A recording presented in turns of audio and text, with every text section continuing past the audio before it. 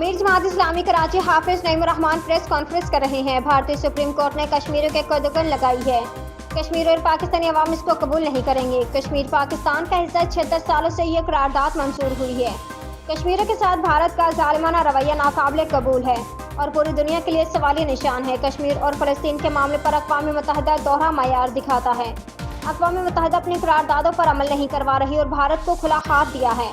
پاکستان کے حکمران ہر معاملے پر امریکی اجازت کے منتظر رہتے ہیں۔ یہی حال غزہ کا ہے۔ 70 سالوں میں اسرائیل کو چوٹ حماس کی وجہ سے لگی ہے۔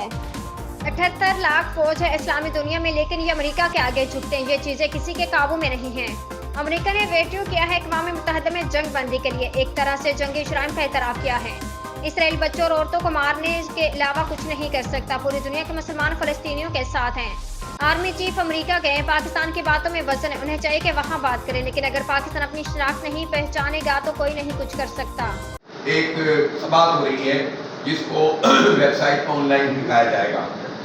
ٹھیک ہے، سماعت ہو، سپریم کورٹ یہ کام کر رہی ہے، لیکن میں یہ چاہتا ہوں کہ اس موقع پر میں ایک مطالبہ کرنا چاہتا ہوں کہ 2007 میں جو قتل ہوا تھا بے نظیر بھٹو کا، جو ان کو شہید کیا گیا تھا، اس پورے واقعے کی تحقیقات اور پھر اس بات کی بھی تحقیقات، تو اس 5 سال میں انہوں نے یہ تحقیقات کیوں نہیں کی اور تحقیقات قاتلوں کو منظر عام پر وہ کیوں لے کر نہیں آئے، اس کی بھی تحقیقات ہونی چاہیے کہ بے نظیر شہید کی قتل کی تحقیقات کیوں نہیں کی گئی، اور سپریم کورٹ کو اس پر ایکشن لینا چاہیے۔ یہ اچھا ہے کہ اس موقع پر یہ بات ہو سکتی ہے۔